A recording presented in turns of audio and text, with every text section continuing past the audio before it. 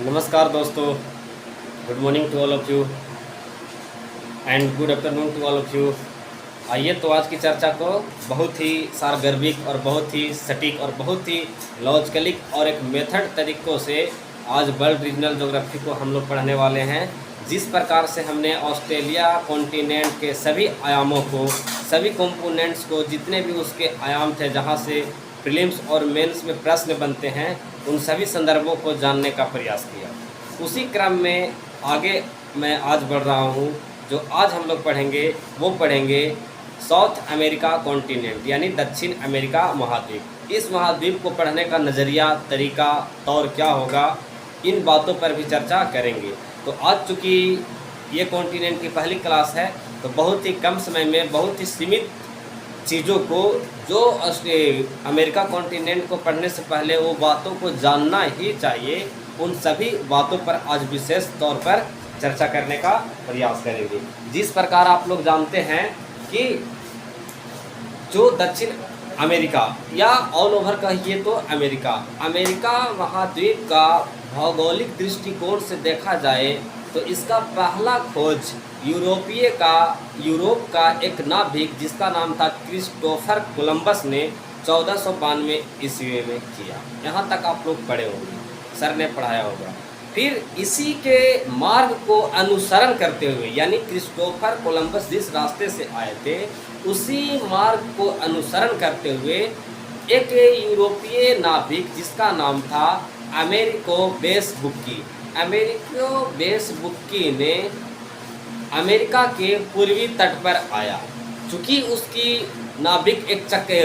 उसकी जो नाव था एक चक्रवात में फंस गया था। ऐसे में उन्होंने अमेरिका के पूर्वी तट पर अपने नाव को किनारा लगाया और वहाँ पर उन्होंने देखा कि कुछ ऐसा दृश्य नज़र आया कि अमेरिका में यूरोपियन लोगों को रहने लायक वहाँ की जलवायविक अवस्था, वहाँ के क्लाइमेटोलॉजी आदि व्यवस्था था। उसके साथ साथ बहुत सारे ऐसे संसाधन थे जो यूरोपियों को रहने योग्य, बहुत ही कुशल और अच्छा था। तो ऐसे में अमेरिको वेस्पुक्की के नाम पर ही अमेरिका का नाम पड़ा। इतना चीज़ें जो है कि आप लोग जानते हैं और सर ने जहाँ भी पढ़े होंगे वर्ल्ड रीजनल ज्योग्राफी या ज्योग्राफी, तो आपको बताया गया होगा। लेकिन अब उसके आगे हम लोग बढ़ते हैं तो देखने में हमको ये नज़र आएगा कि जो अमेरिका महाद्वीप है वो महाद्वीप के दृष्टिकोण से, यानी कॉन्टिनेंट के नज़रिए से देखा जाए, जिसको दो संदर्भों में देखकर हम लोग पढ़ते हैं। पहला उत्तरी अमेरिका, और उत्तरी अमेरिका के अंतर्गत जो पनामा नहर है, जो पनामा नहर से लेकर उत्तर के जितने समस्त भाग हैं, समस्त भूखंड है, समस्त स्थल है, उन सभी आयामों को जानते हैं। और दक्षिण अमेरिका में देखिएगा तो पनामा नहर से लेकर दक्षिण तक के जितना समस्त भूखंड और स्थल है, उन सभी संदर्भों को हम लोग जानने का प्रयास करते हैं। लेकिन चूँकि राजनीतिक दृष्टि से भी अमेरिका को देखना एक बहुत ही ज़रूरी बात बन जाता है, तो राजनीतिक दृष्टि से आप देखते हैं तो जो अमेरिका कॉन्टिनेंट था वो 3 संदर्भों में बटा हुआ था। वो किस प्रकार था उन सभी को जानेंगे। तो किस दृष्टिकोण से? राजनीतिक दृष्टिकोण से। पहले हम लोगों ने देखा महाद्वीपीय दृष्टिकोण से, और आप देख रहे हैं राजनीतिक दृष्टिकोण से। तो राजनीतिक दृष्टिकोण से अमेरिका कॉन्टिनेंट को हम 3 संदर्भों में देखते हैं, जिसमें पहला संदर्भ है उत्तरी व आंग्ल अमेरिका। पहला उसका क्लासिफिकेशन क्या है? उत्तरी व आंग्ल अमेरिका, और दूसरा है मध्य अमेरिका, और तीसरा है दक्षिण अमेरिका या लैटिन अमेरिका। चूँकि उत्तरी व आंग्ल अमेरिका के अंतर्गत यूएसए व कनाडा शामिल है, जहाँ पे कनाडा में कौन सी भाषा? तो फ्रेंच भाषा बोली जाती है, और यूएसए में इंग्लिश भाषा बोली जाती है। अब आपको इन दो बात, फ्रेंच और इंग्लिश लैंग्वेज है, इन दोनों भाषा को सुनते ही आपके दिमाग में यह बात पिक करनी चाहिए कि चूँकि यूएसए में अंग्रेज़ों का प्रभाव अधिक रहा तो वहाँ इंग्लिश लैंग्वेज अधिक बोली जाती है। चूँकि कनाडा में फ्रेंचों की प्रतिनिधित्व और वहाँ पे डोमिनेंस मीन्स प्रभुत्व अधिक रहा तो वहाँ पे फ्रेंच भाषा बोली जाती है। तो ये आयाम तो आपको ऐसे ही याद होना चाहिए। अब वनडे एग्ज़ाम में भी कभी कभी एसएससी और सीएपीएफ और कमांडेड अन्य तरह के एग्जामों में ये सब जो है फैक्ट पॉइंट पूछ दिए जाते हैं कि फलाने देश में कौन सी भाषा बोली जाती है। तो ये एक बेसिक आउटलाइन है, इसको साथ साथ याद रखना चाहिए। आगे देखते हैं मध्य अमेरिका। तो मध्य अमेरिका को हम लेते हैं मैक्सिको। मैक्सिको की खाड़ी आप देखिएगा तो वहाँ से लेकर पनामा नहर तक, जिसमें कैरेबियन सागर जो कैरेबियन द्वीप है उसके समीप जितने भी देश हैं छोटे छोटे वो सारे आएंगे। तो किसमें? मध्य अमेरिका में मैक्सिको की खाड़ी से लेकर पनामा तक, जिसमें कैरेबियन सागर के आसपास जितने भी देश हैं अमेरिका में छोटे छोटे, वो सब इसमें आ जाएंगे। आगे देखते हैं दक्षिण अमेरिका या लैटिन अमेरिका। इसके अंतर्गत पनामा नहर से लेकर केप हॉर्न प्रायद्वीप तक का क्षेत्र। केप हॉर्न प्रायद्वीप आप देखिएगा दक्षिण अमेरिका के मैप में तो एकदम नीचे आएगा, साउथ में आइएगा तो यहाँ पे इस तरह से आएगा अमेरिका महाद्वीप का मैप, और यहाँ पे आपको नजर आएगा केप हॉर्न प्रायद्वीप। तो ये चीजें हैं जो आपको क्या हो गई होगी, याद हो गया होगा। लेकिन आप एक बात जानिए कि जब हम अमेरिका को पढ़ते हैं तो अमेरिका को पढ़ने के संदर्भ में एक बात दिमाग में और आती है कि ठीक है, जब अमेरिको वेसबुकी और क्रिस्टोफर कोलंबस जैसे लोगों ने अमेरिका के संदर्भों में बताने का प्रयास किया, तब हम लोग जाने कि अमेरिका में ये क्षेत्र हैं, ये स्थल हैं, ये क्षेत्र में ये जलवायु आदि आदि पाई जाती है। लेकिन इसके पहले अमेरिका में क्या था? तो इसके पहले अगर हम देखें तो अमेरिका में कुछ सिविलाइजेशन पाई जाती थी। जैसे अमेरिका के उत्तरी भागों में देखिएगा तो माया सभ्यता पाई जाती थी।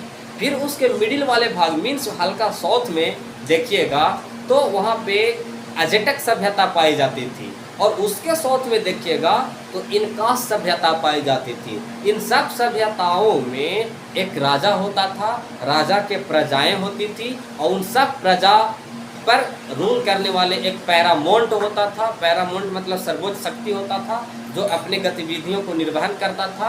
अब एक एडमिनिस्ट्रेशन डेवलपमेंट करके वहाँ के प्रजाओं को एक सुशासन व्यवस्था प्रदान करता था ताकि वहाँ की जो जनता है राजा का क्या निर्दयी बना रहे। तो ये सारे संदर्भ थे जो मैंने आपको बताया था।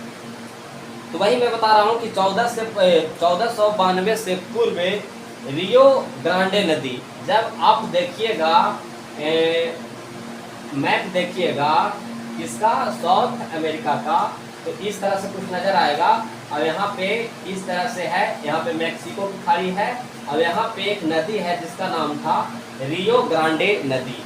ये रियो ग्रांडे नदी के दक्षिण से लेकर दक्षिण अमेरिका के कोलंबिया और वेनेजुएला आदि क्षेत्रों में माया सभ्यता पाई जाती थी।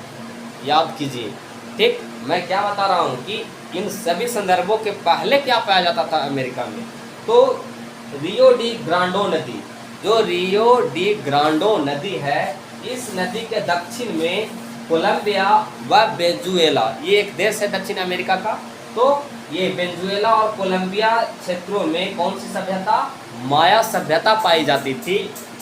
और आगे देखिएगा कि अमेरिका के दक्षिण में, तो दक्षिण में कौन कौन सा देश? इक्वाडोर, कोलंबिया, पेरू, ब्राज़ील, इन सभी के आसपास जो सिविलाइजेशन पाई जाती थी वो एजेटेक सभ्यता पाई जाती थी। और यही सभ्यता में पहली बार मक्के की खेती की शुरुआत की गई थी, पहली बार। इसलिए आज भी देखिए विश्व में पहला मक्का उत्पादन करने में कौन देश है? तो अमेरिका है। भारत भी कभी कभी वहाँ से आयात करवाता है चीज़ें। तो इन सब संदर्भों को समझना है। तो अजटेक सभ्यता कौन कौन से देशों के बीच? Ecuador, Colombia, Peru, Brazil. लेकिन दक्षिण में देखिएगा तो पेरू से बोलिविया, चिली आदि क्षेत्रों में कौन सिविलाइजेशन? इनकास सिविलाइजेशन पाया जाता था।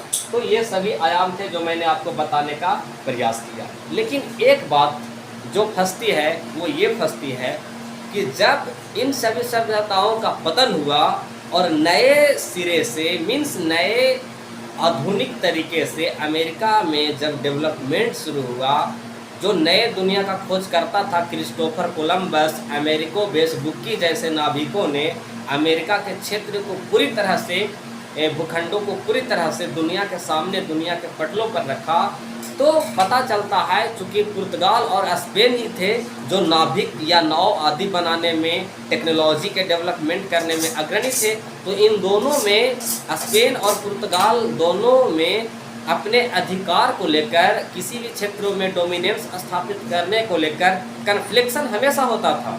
तो उसी के देखते हुए इन दोनों देशों के मध्य 1494 ईस्वी में पुर्तगाल और स्पेन के मध्य तुर्देसिलास की संधि हुई। कौन सी संधि हुई? तुर्देसिलास की संधि हुई।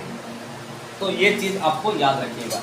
अब देखिए, नए स्थानों पर जब स्पेन और पुर्तगाल लोग जाते थे तो कुछ एक विशेष प्रकार का शब्द का प्रयोग करते थे। वो शब्द जो होते थे स्पेन लैंग्वेज का होता था, जैसे में टेरा इनकॉग्निटा, टेरा इनकॉग्निटा, जिसका शाब्दिक अर्थ क्या होता था कि द नॉन लैंड। क्या? द अननोन लैंड होता था। तो आपको यही चीज़ें हैं जो याद रखना था। क्योंकि दुनिया में कौन था, नए दुनिया का खोजकर्ता कौन था? खास करके यूरोपियन है। कभी आपने सोचा है कि नए दुनिया का अधिकतर भूखंडों का खोज यूरोप के लोगों ने ही क्यों किया? क्योंकि वहाँ का जो राजा होता था इन लोगों पर पैसा इन्वेस्ट करते थे कि आप जाओ दुनिया में और संसाधनों का खोज करो, वैसे जलवायविक क्षेत्र का खोज करो जहाँ यूरोपीय के रहने योग्य की दृष्टि से वो क्या हो, अच्छा हो। तो ऐसे में पहली बार नए दुनिया का खोजकर्ता जो थे स्पेन और पुर्तगाल थे। स्पेन एक विशेष प्रकार का देश है जहाँ पे इस प्रकार टेरा इनकॉग्निटा जैसे शब्द का प्रयोग किया जाता था और जिसका शाब्दिक अर्थ क्या होता था? The unknown land, the unknown land होता था। तो इसको याद आपको रखना है। इसलिए मैं यहाँ पे देखिए लिख भी दिया हूँ कि लैटिन लोगों ने जहाज़ों का प्रयोग अच्छा करने के लिए जानते थे, अतः इनके माध्यम से ही अलग अलग स्थानों पर सोने, चांदी आदि जैसे संसाधनों की खोज किया गया और इन्हें विशेष तरह के नाम से पुकारते थे, द गोल्ड रश, या इसी को अल्डेरेडो कहा जाता था। क्या कहा जाता था? अल्डेरेडो कहा जाता था। तो ये सभी आयाम था जो मैंने आपको बता दिया। तो याद रखिएगा इन सभी चीज़ों को कि फ्रेंच कहाँ पे अपना प्रतिनिधित्व बना रहे थे, तो इस वाले क्षेत्र में जहाँ पे मैं बताया कनाडा वाले क्षेत्र में, और फिर नए दुनिया के खोजकर्ता क्रिस्टोफर कोलंबस और अमेरिको वेसबुकी जैसे ने नए नए स्थानों का खोज किया। और जब नए नए स्थानों पर खोज के लिए जाते थे तो एक विशेष प्रकार के शब्द का प्रयोग करते थे जिसका नाम था टेरा इनकॉग्निटा, और जिसका शाब्दिक अर्थ ये लोग क्या बताते थे? The unknown land. क्या बताते थे? The unknown land. तो इन सभी संदर्भों को क्या करना है? जानना है, जिसको मैंने साउथ अमेरिका कॉन्टिनेंट के कुछ पहलू को बताने का प्रयास किया। विशेष चर्चा अगले क्लास में। Thank you all of you. जय हिंद, जय भारत। जय श्री राम की तो बोलो।